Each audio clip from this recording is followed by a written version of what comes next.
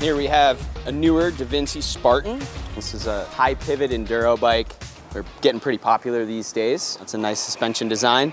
Every bike that comes through here has a tip to tail inspection. So we're gonna start with wheels, frame, rear wheel, drivetrain, brakes, suspension. We're gonna check every single part of this bike. It is in great shape, aside from a few things, mostly pertaining to suspension and dropper. The rear shock here, the compression switch isn't quite functioning as much as I'd like it to. It doesn't really lock out as much. Not that it's gonna ever fully lock out, but I'd like to have our suspension tech take a look and at least do seal service on it just to make sure it's working correctly. In addition, this dropper here, when it's extended, it doesn't want to go all the way up right away. So we're gonna do a little service on that too to make sure it's functioning correctly. Pretty much everything else with the bike is in great shape. There's very little wear on the brakes, the rotors and pads, very little wear on the drivetrain. Everything's aligned and shifting as it should be. And we're gonna double check all that later on down the line. So we're gonna take it over to our suspension tech, Shay, and let him dive a little deeper.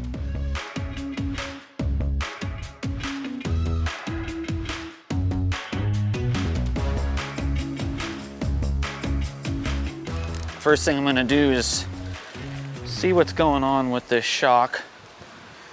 Not offering a lot of adjustment for the compression there. Let's see if we can't get it to feel any firmer. So for this particular shock, I'm looking for an audible sound that the shock itself would be making, letting me know that the oil in it is aerated and that the shock needs a full 200-hour service. Nick, our service writer, called this one out for not having enough compression. When we flip this switch here, the shock is supposed to get quite a bit firmer, making it harder to push through the travel.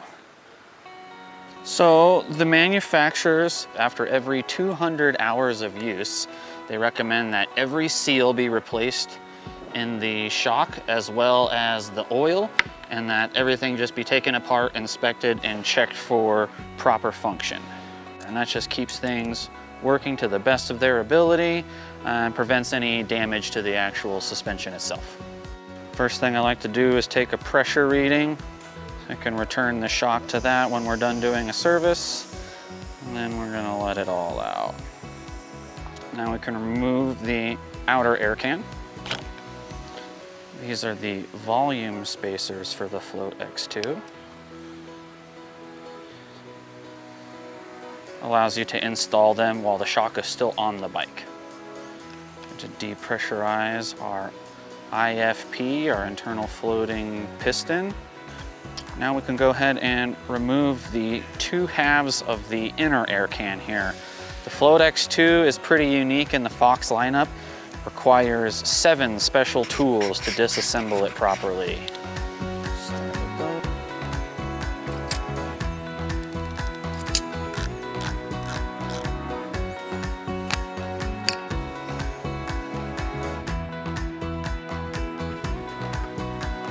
I'm checking the condition of the seals as well as the piston band here.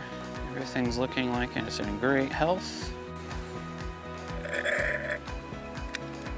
There's our IFP, internal floating piston.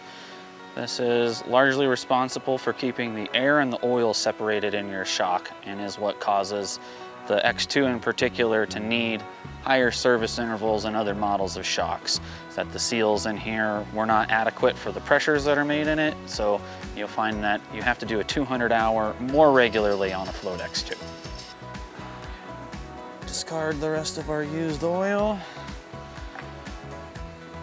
Now we can get it ready to put onto our vacuum bleed machine. I'm gonna check our main seal head real quick.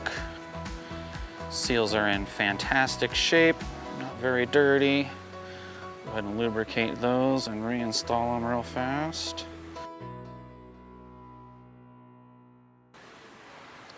Gonna put a nice layer of slick honey on our IFP so that it can move freely.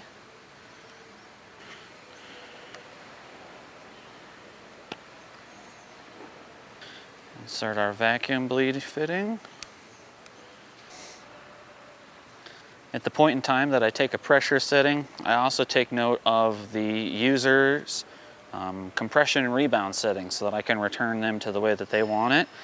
During the bleed process, I have to put them at a 0 state. So we're going to wind out all of our compression and rebound settings back to 0. Make sure our firm switch isn't open. We're ready to attach to our vacuum bleeder.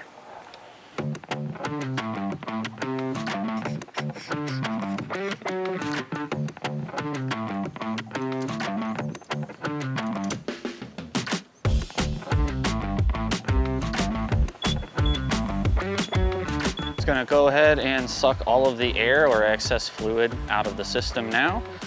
First, it has to register how much pressure it has inside versus outside, so it's kind of looking for a leak. And as soon as the system reaches a threshold within here, which is like -1 atmosphere, it'll kick over, so we don't have a leak with any of our seals, and it's going to begin the emptying process. After 2 minutes and 30 seconds of this, it'll kick over to the fill process where it'll put oil back into the shock. And then I will manually cycle the shock a few times just to verify that there's no sneaky hidden bubbles anywhere in there. This procedure can be done by hand, but it takes about an hour opposed to 5 minutes. So this machine, I can do, 10 shocks in the amount of time that I can do 1 shock normally by doing a hand bleed.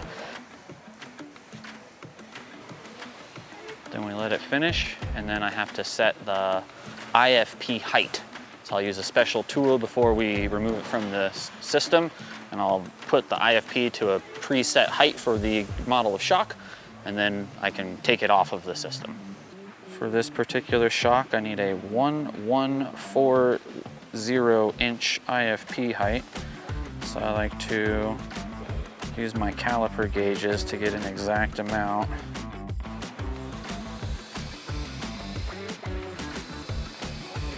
Okay, so now we're going to set the IFP height with the Fox tool here.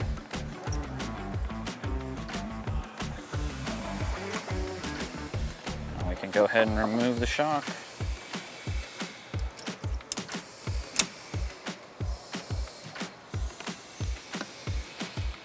And begin our reassembly.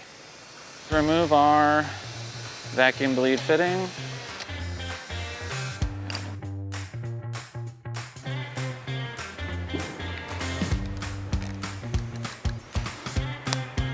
Before I put on the outer air can, we're going to charge our IFP.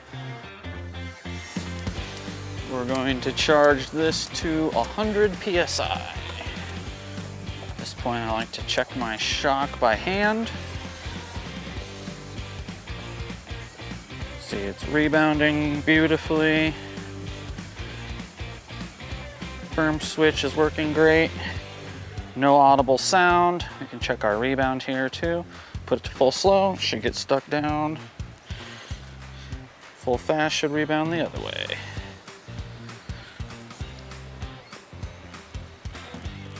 We're looking good there. Put on our outer air can. Spinning that clip around until it locks in place there. Now I'm going to mount the shock in our hand dyno. This allows me to cycle the shock without it installed on the bike. Make sure everything is working perfectly. I'm going to put just a little bit of air in here. Excellent, about 25 PSI. And the firm switch is much firmer now after the service. This shock is working perfectly. All right, we're ready to reinstall on the bike. All right, we've got the freshly serviced shock reinstalled on the bike here. Now we're ready to take a look at this sticky dropper post and see what's going on with it.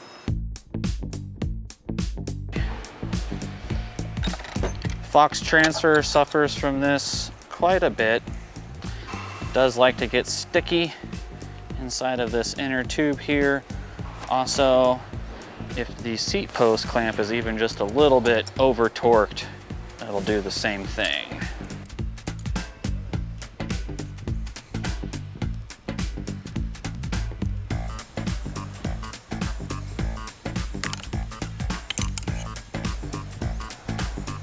So it's a little dirty in here, which is what I was expecting. We're just gonna clean out these brass keys and bushings, re-lubricate it, put the post back together real quick. Lubricate all of our bushings.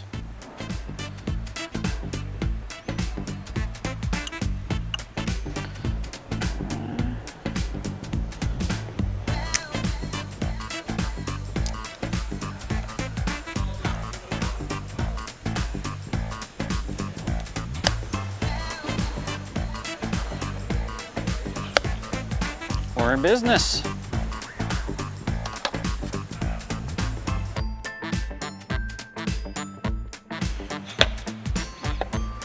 Much better.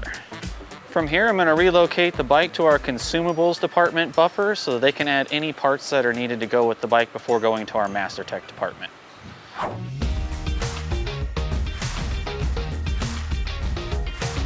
Working with brake fluid, you don't want that on your hands. Thread my favorite cable routing tool, and we're good to go.